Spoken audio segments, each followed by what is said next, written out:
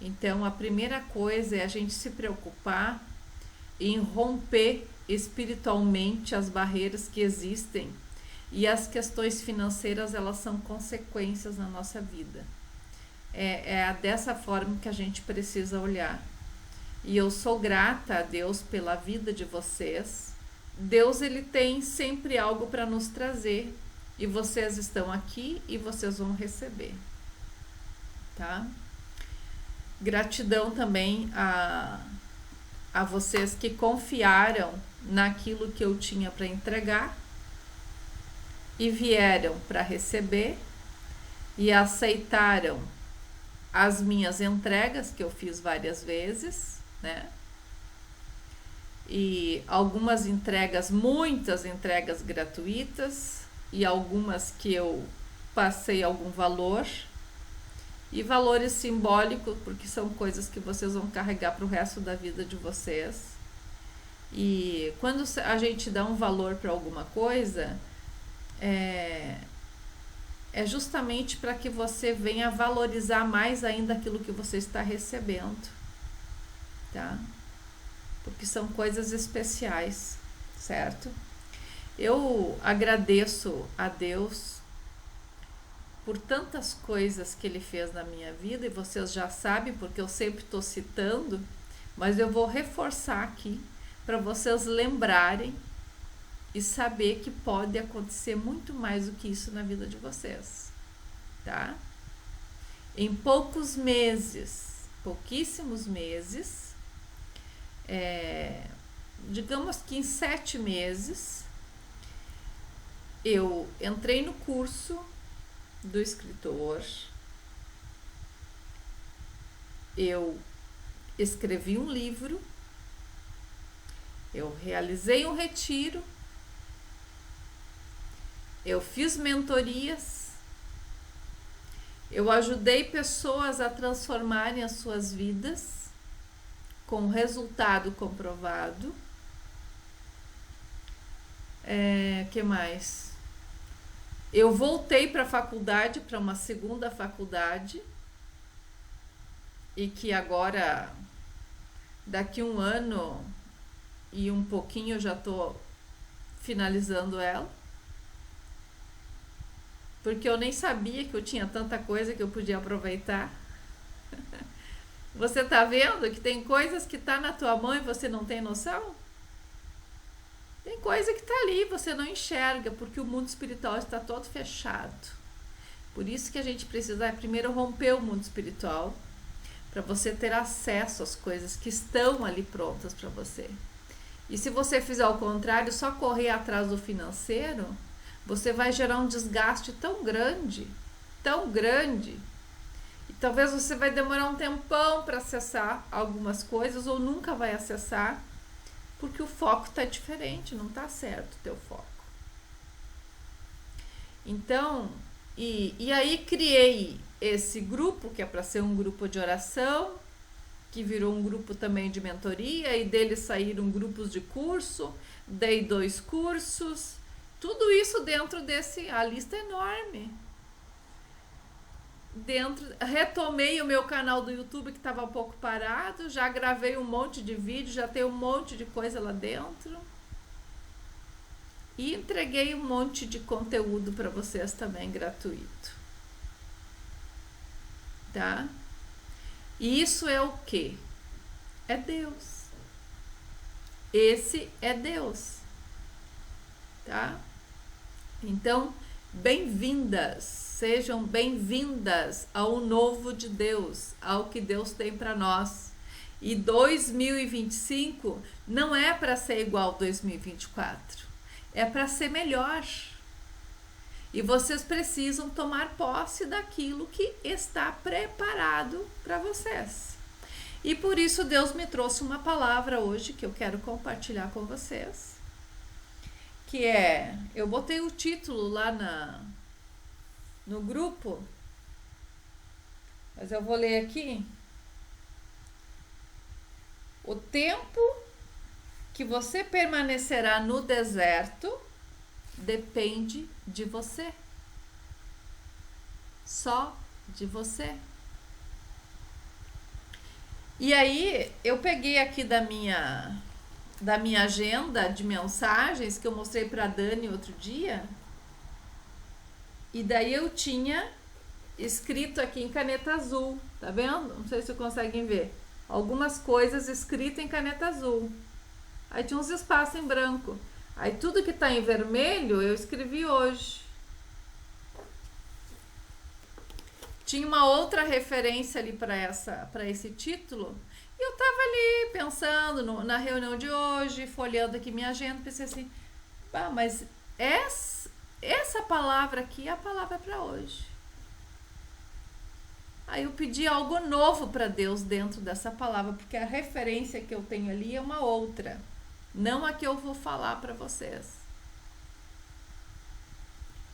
E aí Deus me trouxe a referência de Moisés no deserto, tá?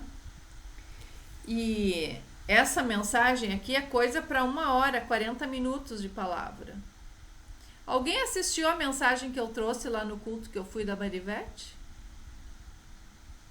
Só tu? Eu regravei ela e postei hoje lá no meu YouTube. Esta palavra, eu quero trazer assim, o que nos faz ficar no deserto? E o que nos tira do deserto? Então, quando a gente olha para a vida de Moisés, a gente sabe que Moisés, ele tinha um chamado para libertar o povo de Israel, certo? E aí, desde o nascimento de Moisés, ele estava sendo perseguido. O diabo, ele queria de qualquer forma acabar com a vida de Moisés para não cumprir o projeto de Deus, tá? E isso acontece com a nossa vida. Quando Deus tem um chamado muito forte para a tua vida, você percebe ataques desde criança. Pessoa que tem doença séria, grave, passa por acidente, ou é atacado de uma forma para você perder o teu rumo. São sinais, tá? Que existem quando você tem um chamado muito forte, muito específico. E Moisés, com esse chamado, ele foi, vocês já sabem a história do bebê, né? Que foi colocado na água para que ele não morresse, aquela parte toda. E aí o que acontece? Moisés vai para dentro do palácio. E agora ele aprende com os doutores da lei. Ele foi criado como um príncipe. Ele foi criado como filho da princesa. Ele foi criado com a maior regalia do mundo na época. Então ele recebeu as melhores instruções, a melhor educação, segundo eles, né? Ele recebeu o melhor. E como Moisés, ele foi cuidado pela própria mãe, e se vocês não sabem, alguém não sabe essa parte? Porque Moisés, ele foi cuidado pela própria mãe, porque Deus proporcionou isso. Então, como ela criou ele de criança, ela foi ensinando as coisas de Deus para ele.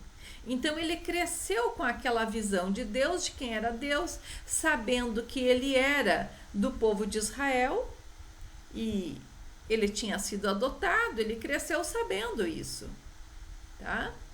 Mas enfim, ele tinha a mãe dele egípcia, ele tinha as regalias do palácio.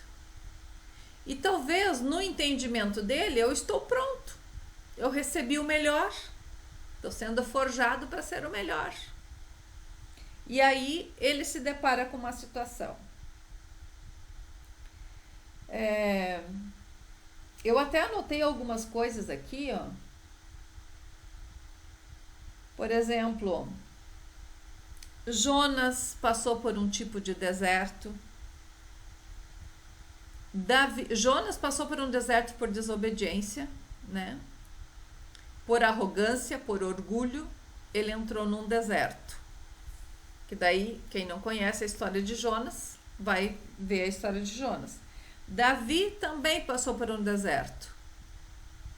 E o maior deserto de Davi, eu vejo aquele momento que ele estava na caverna de Adulão, aonde estava tudo perdido para ele. E ele precisou se humilhar um pouco mais e aceitar as condições de Deus, né? Aí você vai olhar para o povo de Israel na trajetória do deserto, a gente vai ver uma imensidade de coisas que fez o povo ficar lá naquele deserto. Desobediência, rebeldia, dúvida, incredulidade e uma série de outras coisas, né? Agora, voltando a falar de Moisés, vamos entender um pouquinho esse comportamento de Moisés, tá? Eu coloquei aqui algumas coisas e eu vou ler aqui para ser bem rapidinho para vocês, falando de comportamento e emoções. O que fez ele ficar? Ressentimento, amargura, medo, falta de disciplina, negatividade e pessimismo. Coisas que fizeram Moisés. Claro que tem muito mais, mas eu quero falar aqui só sobre essas questões emocionais, tá? Que fizeram Moisés ficar no deserto. Por que isso fez Moisés ficar no deserto? Porque quando ele se deparou com aquele egípcio surrando um israelita, vocês sabem dessa história? Moisés se sentia pronto. Essa parte é extremamente importante. Porque hoje, quando eu estudei, eu larguei aqui um pouquinho e fui orar, fui fazer minha caminhada dentro de casa orando, que eu gosto de fazer. E o Espírito Santo me trouxe isso para mim. Moisés se achava pronto. Ele era um dos chefes. Ele tinha o poder na sua mão, ele tinha a autoridade do governo terreno na sua mão. Ele achava que tinha todas as habilidades, ele estudou, ele se preparou, ele foi criado dentro do palácio, ele sabia tudo sobre o governo, teoricamente. Aí, até o momento que ele é confrontado nas suas emoções. Ele achava que tinha governo. Até o momento que ele foi confrontado. Aí ele foi assaltado, seus pensamentos foram assaltados e ele não teve governo sobre os seus pensamentos e os seus pensamentos dominaram sobre ele e ele não teve governo sobre o seu corpo. E aí o que ele fez? Matou o egípcio. Uma coisa levou a outra. Então, se eu não tiver governo sobre os meus pensamentos, eu não governo sobre o meu corpo. E se eu não governo sobre o meu corpo, eu não governo sobre nada. Eu preciso governar sobre os meus pensamentos. Porque aqui tem pensamento que é meu, tem pensamento que é do maligno, tem pensamento que é de Deus, e eu tenho que discernir sobre eles. Então, eu até me lembrei da oraçãozinha que a Zilza faz às vezes ali, ó. Eu governo sobre os meus pensamentos governam sobre o meu corpo, e não sei o que mais. E eu não lembro mais o que ela diz, mas eu já digo assim, ó, e eu governo sobre o meu corpo e Deus governa sobre tudo. E é assim a ordem. Aí quando Moisés faz isso, caiu a casa. Cadê Moisés? E agora? Cadê tudo que tu sabia, Moisés? Cadê o poder que tu tinha nas tuas mãos? Cadê os teus estudos com os magistrados, com os sábios? Né? A tua pompa de rei, de possível rei, de príncipe. E agora? O que tu faz com isso? O que Moisés teve que fazer? Deixar tudo para trás e ir para o deserto. E agora ele vai para o deserto. E aí o que acontece? Acontece o que acontece com a gente hoje. Quando você está lá no topo e você acha que sabe, e você não reconhece as hierarquias espirituais e não reconhece o que eu, como ser humano criado por Deus, que preciso representar Deus e não estou representando, e perdi total governo, a casa cai, tu pode estar lá em cima. E quanto mais lá em cima, pior. E aí você entra num processo. Mas feliz é aquele que tem visão e que tem um coração humilde e aceita a orientação de Deus. O que Moisés fez? Moisés curvou, vou usar uma expressão bem como que enfiou a cabeça no meio das pernas e sumiu para não morrer. O que Deus fez? Nada. Foi? Vai. Deus não fez nada. Deixou ele ir.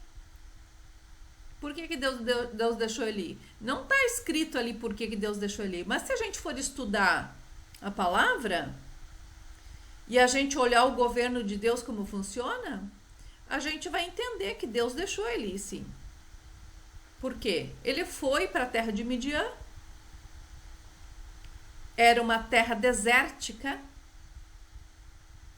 onde viviam nômades, e esse povo, eles tinham o hábito de andar longe para levar os animais para pastar. Iam longe, ficavam um tempo fora, longe do seu conforto. E aí, agora Moisés entra ali para ser tratado. Mas ele não reconhece que ele vai ser tratado. Ele ainda está com tudo aquilo que ele carregou. Como é que eu vou dizer assim? A firmeza dele estava naquilo que ele aprendeu lá no palácio. Agora, como ele saiu fora, isso agora acabou. Não tem mais nada. Não sou mais nada. Não vou fazer mais nada. O meu chamado acabou aqui. E foi viver uma vidinha lá de pastor de ovelha. Só que quando ele foi viver a vidinha dele de pastor de ovelha, Deus deixou ele andar, deu corda para ele, vai andar. Você vai ter que aprender, você vai ter que desaprender tudo que tu aprendeu lá para você aprender. Porque você não entendeu o que é governo. Tu não entendeu, Moisés, o que é governo. E aí ele foi aprender a cuidar de ovelha, ele foi aprender a ficar tempo sozinho, porque daí tinha que caminhar um monte, andar um monte. Ele foi perder a maciez das suas mãos, né? Foi trabalhar no pesado. Ele teve que aprender a servir outras pessoas. Antes ele era só servido. Pode falar. Isso aí é minha história, parece de. Olha, então Deus está falando contigo, receba. Receba. E agora, ele ali começa a viver aquilo, mas ainda não reconhece que é Deus. Quanto mais tempo nós demorarmos para entender o processo, mais tempo você fica no deserto. Quanto mais rápido você reconhecer, mais rápido você vai sair do deserto. E Moisés, ele foi até o último momento e não reconheceu. E olha só o que a Bíblia diz. A Bíblia diz que Deus ouviu o clamor do povo, o sofrimento do povo. E aí ele decide, não tem jeito. Moisés não tem jeito, ele aprendeu muito mal. Ele não está olhando para mim. Aí Deus vai lá e se apresenta na sarça para falar com Moisés. E aí Moisés ainda acha de desculpa. Ah, Deus, mas eu não sei mais nada. Tudo que eu aprendi lá eu não sei. Só faltou Deus dizer assim, ó, Moisés, eu quero você desse jeito mesmo, porque daquele jeito eu não quero. Aquele tipo de liderança lá eu não quero. Mas eu quero você, você é a ferramenta, você é que vai ser reconhecido. Mas eu vou fazer o seguinte, Moisés, eu vou pegar Arão, e ele sabe falar, e ele vai falar por você. Mas o chamado está em você, Moisés. Você foi chamado. E aí, Moisés decide de ir, mas com muita contrariedade, porque ainda tinha orgulho no seu coração. Então, coisas para a gente olhar e se espelhar. E o que eu vejo ainda na sequência da história de Moisés, daí Moisés sai, vai e ele liberta o povo do Egito. Ele liberta, ele traz o povo para o deserto. Ele é um homem que tem muita intimidade com Deus, mas o coração dele ainda tem um pouquinho de Egito. Aí ele abre o Mar Vermelho, Deus entrega as leis, ele vê Deus face a face, ele tem intimidade, ele conhece Deus, mas ele ainda carrega um pouquinho do Egito. E por que eu digo isso?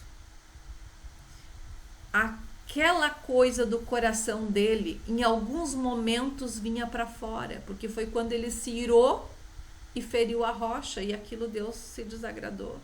E Moisés não pôde entrar na terra prometida. Olha só, Moisés, que era Moisés, viveu muitas experiências com Deus, mas não entrou na terra prometida. Isso não implica na salvação dele, mas ele não usufruiu. Então, essa palavra veio para nós hoje para a gente reconhecer que Deus tem tudo para nós, mas a gente precisa baixar a guarda e entender o jeito que Deus quer as coisas. E aí eu anotei algumas coisas aqui que levam a sair do deserto, considerando os fatos de Moisés. O arrependimento, porque ele se arrependeu de ter matado o egípcio, só que já tinha feito, né? Mas ele se arrependeu, por isso Deus chamou ele de novo. A liberação de perdão, a remoção de mágoas.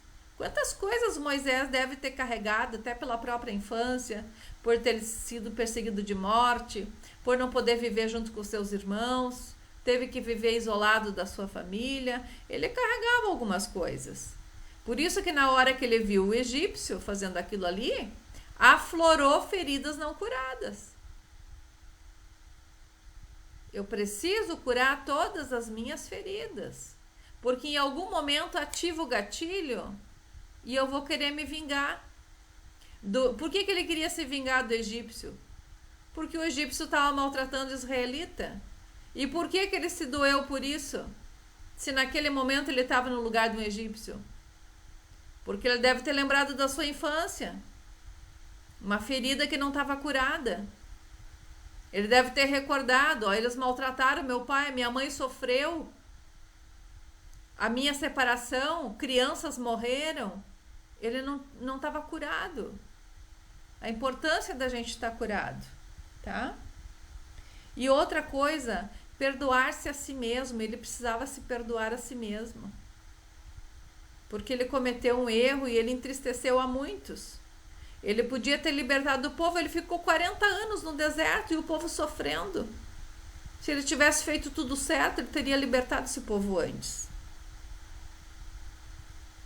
Então eu creio que ele carregava muitas coisas, né? O texto aqui é bem extenso, tá? Mas eu nem vou ler tudo porque não dá, tá bom? Vai ficar para um outro momento. Mas eu quero simplificar isso aqui para vocês, que neste final de ano vocês façam uma reflexão sobre a situação que vocês se encontram, tá? E de preferência anotem num papel coisas que você ainda pode mudar? O que mais eu posso mudar para mudar a minha situação? Eu preciso mudar em mim. Eu mudar.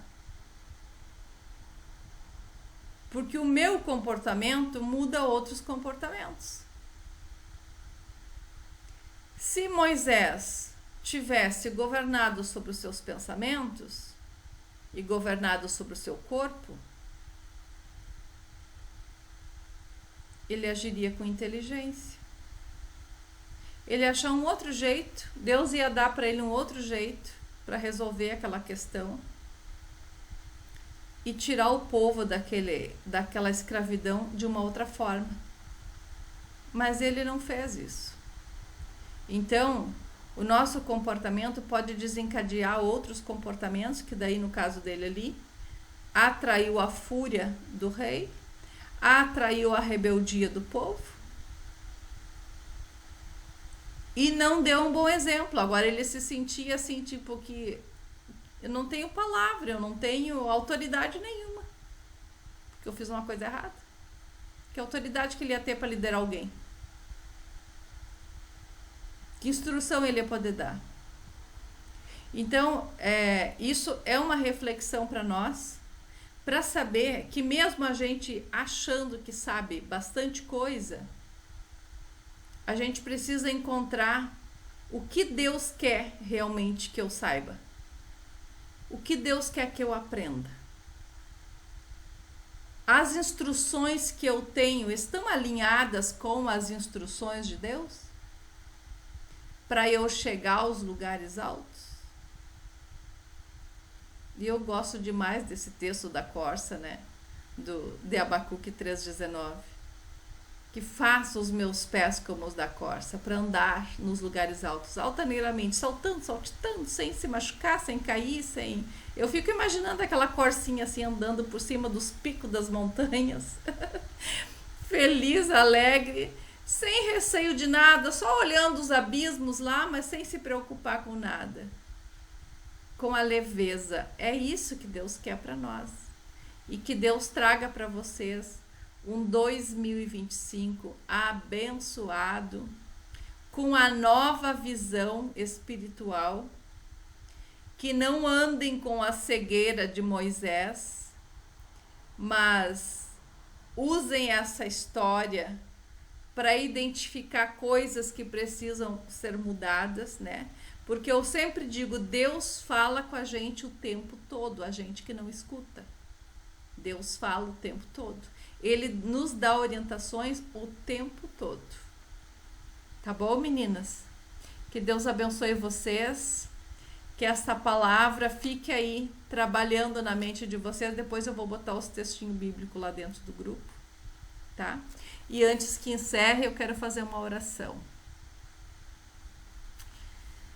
Pai, graças nós te damos por este momento maravilhoso que nós tivemos. Este encontro que nós tivemos contigo. Esta palavra extraordinária que tu nos trouxestes nesta noite, tu trouxeste ao nosso coração, tu nos trouxeste, Senhor, clareza aos nossos pensamentos, nos trazendo compreensão daquilo que tu tens reservado. Tu tem coisas lindas reservadas para cada uma, a todas essas, Senhor, que ainda vão ouvir esta mensagem. Eu sei que tu tens coisas maravilhosas. Venha, Pai, trazer clareza à vossa mente, aos vossos pensamentos, para que elas venham remover da vossa vida aquilo que não pertence a ti. Aquilo que não está alinhado contigo, Deus.